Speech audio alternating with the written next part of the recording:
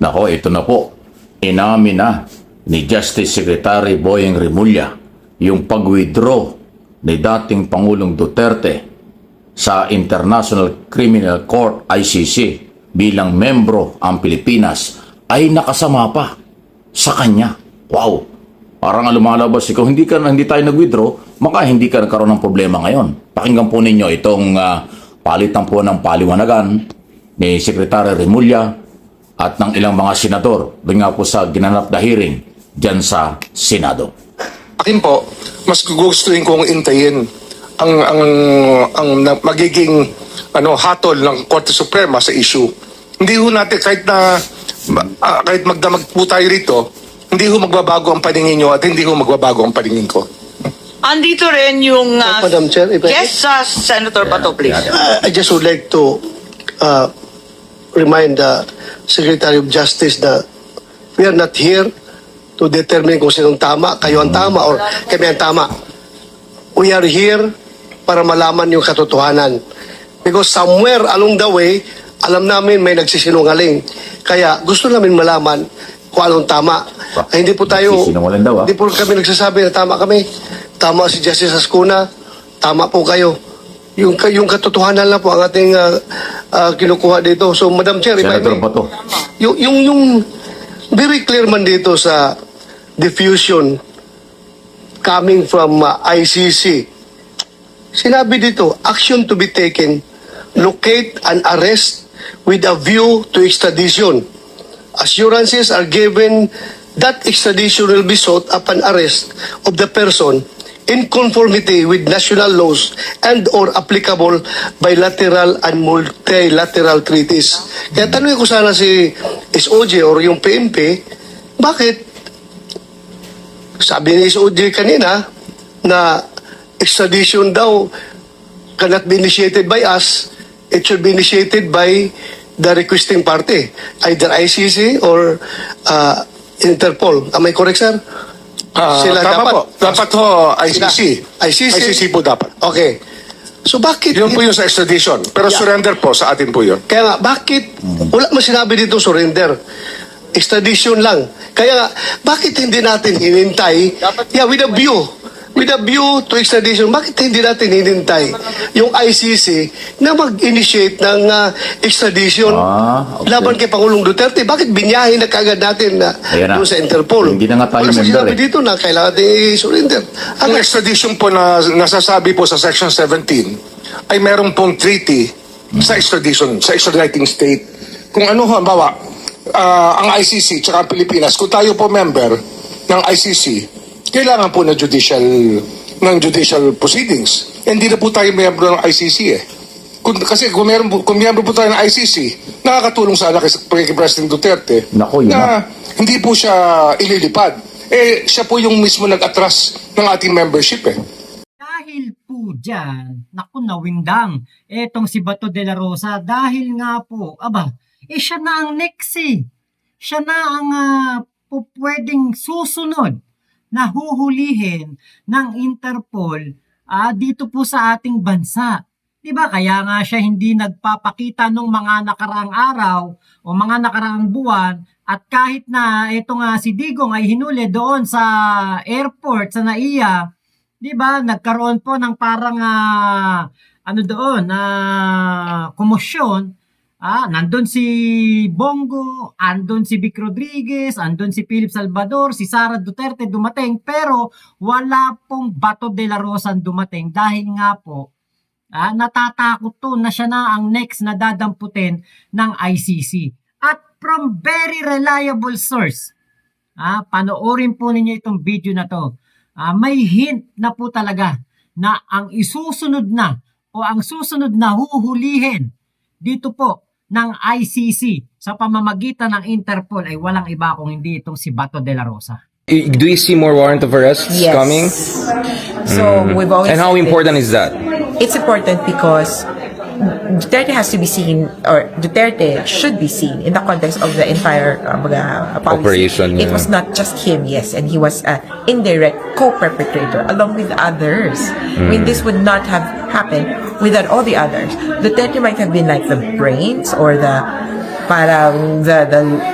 The capo. yeah, The or Führer, yeah. the moral compacts of Yeah. all this, but the implementation was left Yeah. up to his cabal of both.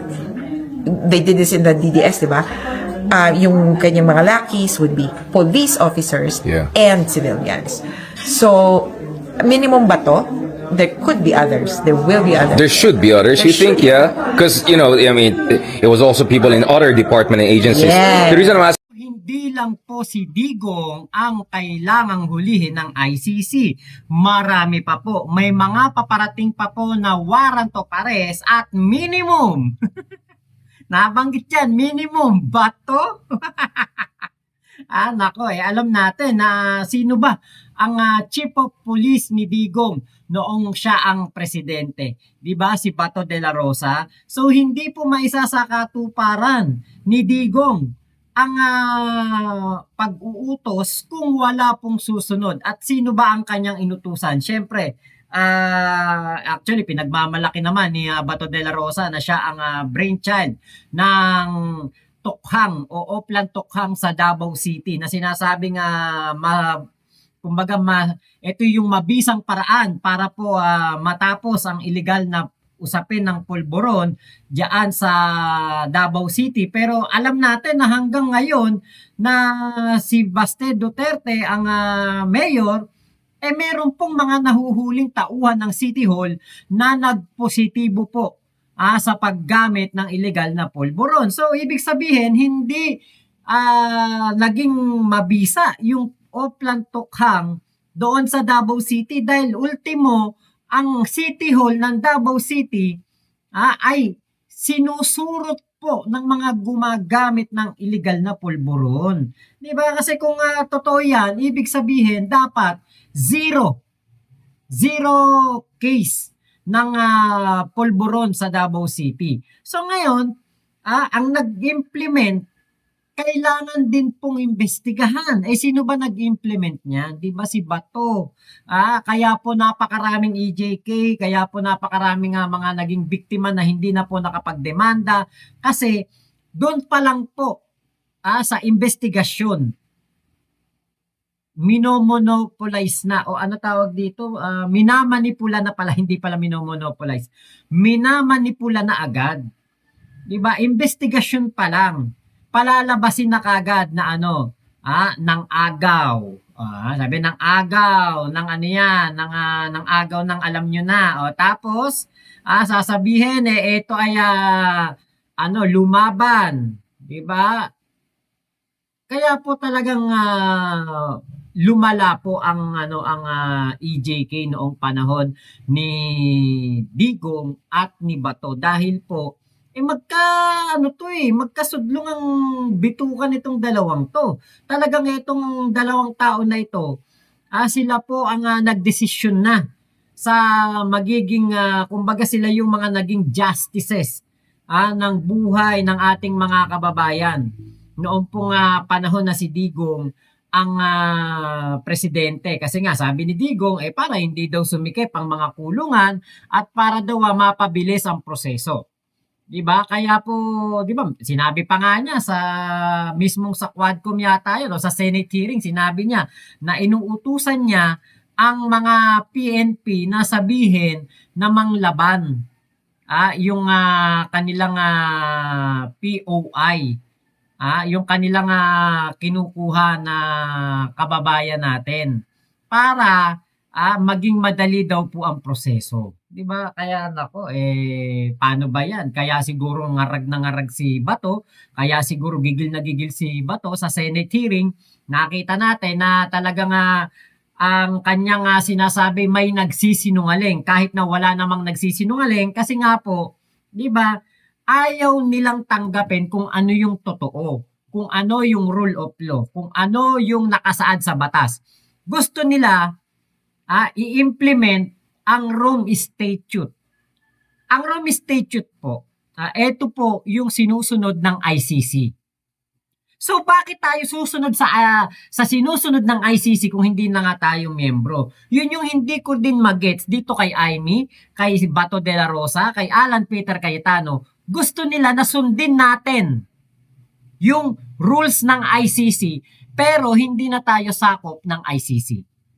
So kapag sinunod natin ang rules ng ICC, so ibig sabihin ba nito we are under the jurisdiction of ICC? Diba? Alam nyo, laging magkakakontra yung kanilang mga sinasabi. Minsan, parang gusto nila bumalik tayo sa ICC dahil ang sinusunod nila yung rules, ang gusto nila sundin yung rules ng ICC. Tapos, kukontrahin naman nila ng saligang batas natin. Hindi natin malaman ang gulo, di ba? Sila ang magulo, kaya sila nalilito kasi nga po ang gusto nila palabasin na merong mali sa paghuli kay Digong at maibalik si Digong dito sa Pilipinas, which is napakalabo na pong mangyari. So ito pa po yung video ni Sir Mike Abe. Kaya nga Ayun. Kasi yung po yung malinaw na malinaw po, may treaty po na kinakailangan para ho magkaroon ng extradition. Wala pong treaty Kasi nga, nag-withdraw na tayo sa ICC. Kasi di ba treaty yung dati, sapagkat ang Senado po nag-concur. Nag-concur po sila sa treaty. But unilaterally, it was withdrawn by the President. Kaya po, Pero sir, ito, very clear mo ito, sir. Hindi ako abogado, ikaw abogado ka. Pero ako, I just don't want to be emotional about everything. Gusto ko lang talagang para malaman natin itong totoo dito. Ito, very clear na hindi naman na hinihingi ang surrender. Ang hinihingi lang nila is extradition with a view to extradition. yung nga ho, Sana. extradition will fail, sir. Extradition will fail because wala ho kung ako tatanungin nyo ngayon, kasi nga wala nga tayong treaty. So kung will fail, will fail, illegal bakit pa natin sinurinder si Pangulong Tsaka Duterte? yung extradition po nakalagay sa batas, state party po ang isa pong tinitingnan natin. Bansa po ang sinasabi sa Section 17. Kung yung mga koma nga, Sir, mga koma, nanggagaling ito sa ICC, itong papel ito. pero yung sa Section 17 nga, yung ating batas nga, sinasabi nga, dahil sa mga koma na yan, ay ang mahalaga, state party po ang mag-a-apply ng extradition. Hindi naman Wala ho kasi. tayong treaty sa state party o sa ICC kasi nga, inatras po ng So bakit pa natin sinurinder? Bakit pa natin Kasi yun po yung sinasabi ng batas So, May surrender. 98-51. May sinasabi. Opo. Ayun, that's what the law says. The law may be harsh, but it is the law. Ayun, yun ang hindi alam ni Bato. Ayan, no? Ay, nako. So, napakalinaw po. Ang ginigit ni Justice Secretary Boying Rimulya, merong batas kaya kanilang isinurrender. Sabing surrender. Kasi pinag-usapan dito, sinurrender o extradition treaty. Kaya isinurrender si Duterte dyan sa ICC. At kaya naman hindi na ipatupad ang extradition treaty kasi hindi na tayo member. Bakit ba tayo hindi naging member? Kasi nga, nag-withdraw si Duterte noong 20, nawala na tayo officially 2019. Kaya nga po, walang ibang dapat sisihin dito sa nangyari na ito kay Digong kung hindi siya din. Di ba dapat hindi tayo umalis ng ICC? Kasi kung hindi po tayo umalis ng ICC, pwede talaga na si Digong ay hindi natin isuko. Hindi dalhin doon sa ICC sa The Hague. Pwede yun na ganun ang mangyari. At kung sakali man na ipadala natin si Digong doon sa ICC, meron pong interim release o yung house arrest. At pwedeng ibalik si Digong. Let's say katulad no, nagkaroon ng hearing, di ba, nung March 14. Pagkatapos ng hearing na yon, pwede nating ibalik dito si Digong sa Pilipinas. At pabalikin na lang natin sa September doon sa sa ICC sa The Hague. Dito muna siya habang wala pang hearing. Basta doon sa interim release na yon, may kasunduan ang bansa at ang ICC na kada hearing dapat nating isuko o dalhin si Digong doon sa The Hague para maka-attend ng hearing personally. So yan po ang mga naging komplikasyon sa pag-alis natin sa ICC na hindi nakita, hindi napaghandaan at mukhang hindi alam talaga ni Digong kaya hindi rin alam ni Bato na meron po talagang kamalian sa kanilang mga pag-iisip dahil ito pong ginawa ni Digong ay maling-mali. May kamalian ang mga ginawa ni Digong na pag-alis doon sa ICC, hindi niya naisip na ito pala ang magiging consequence. Mas lalo siyang mahihirapan at dun pa siya mabuburo. Sa halip na pwede sana siyang magpabalik-balik lang ng dahig, di ba? Ang pinaghandaan ni Digong, yung hindi siya mahuhuli. Pero hindi naisip ni Digong na napakarami palang channel, napakarami palang pwedeng gawin ang ICC para mahuli siya ng Interpol. During Duterte administration. So hindi ito napaghandaan. Nagpabigla-bigla sila ng mga panahon. Ay ginigiit ni Bato de la Rosa, hindi nga tayo member, bakit isinurrender? Kasi nga yun ang sinasabi ng batas, sabi ni Remulla. Dahil tayo wala ng extradition treaty, doon sa ICC, so surrender dahil mayroong warrant of arrest. Isinuko dahil mayroong warrant of arrest. Ayan po. So, doon pa sa hearing na nangyari yan, ano bang aral ang ating matutunan dito? Yung bang prinsipyo o paninindigan ng iba na mali ang ginawa ng Philippine government para mahuli at isurrender si Duterte o yung pagpapairal ng batas? Ang dinidiin po ni Justice Secretary Remulla, merong batas kaya nila ginawa yan. Okay? Sabi naman ng mga pro-Duterte, bakit yung ginawa yan? Hindi naman tayo member. Kasi nga, hindi na tayo nag-member. Kung tayo member, dapat extradition treaty. Medyo mahaba ang proseso. Hindi ganun kadali. Ayan ang lumalabas ngayon. So, nagkakasisihan, pero nangingibabaw pa rin ay ang legal na proseso. Kasi nga, ang idinidiin ng pamahalaan wala ng extradition treaty. Kailangan nilang gawin yan kasi nasa batas din ang pag-surrender dahil nga merong arrest order na nilabas ang ICC na dala ng Interpol. So, yun po yung lumalabas. Masalimot ito, technical, legal. At nagiging political din. Pero wala tayong magagawa. Legal po, legal ang pag-usapan. Naaayon sa batas. Kaya ngayon, mananatili sa ICC. Yan po yung pinanindigan ng Estado. Legal ang ginawa ng Estado sa pagkakahulit, pagkakasurrender. Kung ano man ang sabihin ng mga senador o na kung sino man na pro-Duterte, wala na tayong magagawa. Nandun na po. At pinanindigan ng Estado ang kanilang ginawa. Kahit na sabi nga nila hindi na dapat talakayin pero natatalakay pa rin. Kasi nga kinulit ng mga senador na humarap at magpaliwanag ang ating Executive Department ang Office of the President. Ano po inyong masasabi sa isong ito? Masalimot pero nakakadagdag ng kaalaman kung magiging bukas, open tayo ang kaisipan sa ganitong klaseng talakayan. Please like and share ng ating mga video dito sa Mike Abe Opinions, pati doon sa isang channel ko, pakisama na rin, MA Pinoy TV. Ayan po talagang si Sir Mike Abe po ay ating kumbaga ang mga info po na kanyang sinasabi dito at kanyang mga point of view opinions ay talagang base lamang kung saan ano ang totoo, ano ang realidad. So, salamat Sir Mike Abe sa inyo pong matalinong pag i-explica dito po sa mga pangyayari na ito. At salamat din kay Attorney Conti at kay Richard Haydarian. Sila po yung kaninang video na ating pinakita na kung saan ay sinabi nga na itong meron daw pong mga kasunod na warrant of arrest na darating pa. At actually, meron naman po sa Google niyan. Teka, tignan natin kung sino yung ICC warrant of arrest. Hanapin natin kung sino yung mga mga susunod. Okay, kasi meron pong mga nakalagay diyan na may mga next na huhulihin. Alam natin si Bato, ayan, si Bato de la Rosa ang next in line. Yan po yung ating narinig diyan. Yan po yung ating nababasa diyan na mga next na ano daw po. Okay.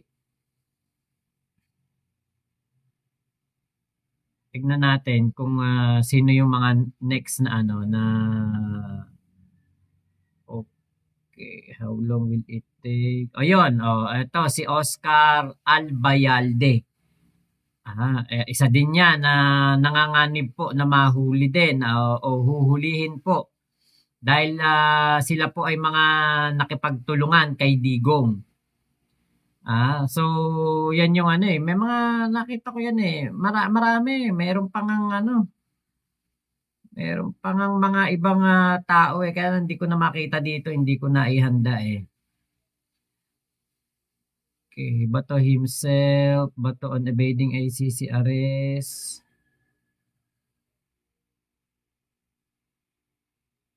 Okay, hindi na natin makita. Pero marami pa po na mga mga kasunod na huhulihin. At isa na nga po diyan si Senator Bato. Kaya po tingin ko ay maapektuhan ang pangangampanya ni Senator Bato dahil habang lumalapit po ang eleksyon ay lumalapit din po ang paparating na ICC warrant of arrest.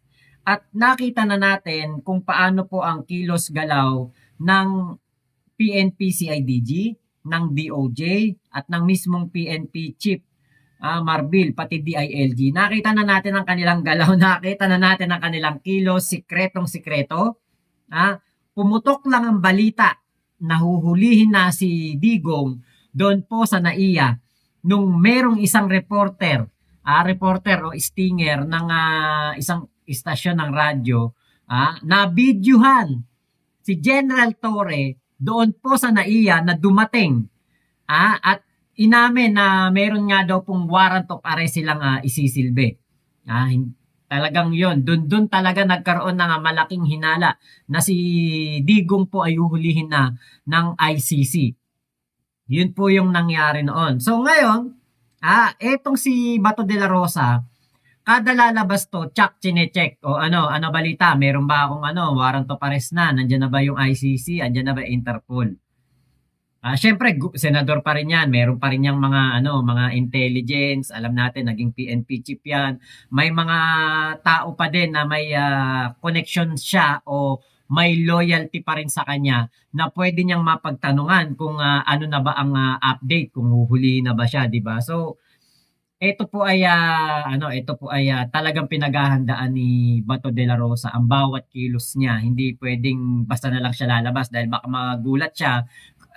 Excuse me po, katulad na nangyari kay Digong na bigla na lang hinuli nang wala nang kumbaga wala nang nagawa. Talagang kahit anong pigil pa, kahit anong pagwawala pa ng mga nakapaligid sa kanya hindi po napigilan ang paghuli sa kanya ng Interpol at ng ICC at ni General Torre. So si Bato daw po ang next, meron daw po mga ICC warrant na paparating at ito ang malalaman na natin dito kung sino ba talaga ang dapat masunod, ang rule of law o ang senador na si Bato de la Rosa. Yan po ang aabangan natin dahil diyan po natin malalaman kung si Bato talaga'y matapang at haharapin ang mga problema na ito or tatakbuhan po niya at magtatago siya katulad ni Bantag, katulad ni Harry Roque, di ba? So yan po ang ating tignan. Yan ang kaabang-abang. So yun lamang po, maraming salamat sa pagsama nyo dito sa aking vlog na ito. Ingat po kayo, nasa mga panig kayo ng mundo. Mama, chup chup, love you, God bless us all, Pilipinas. God first.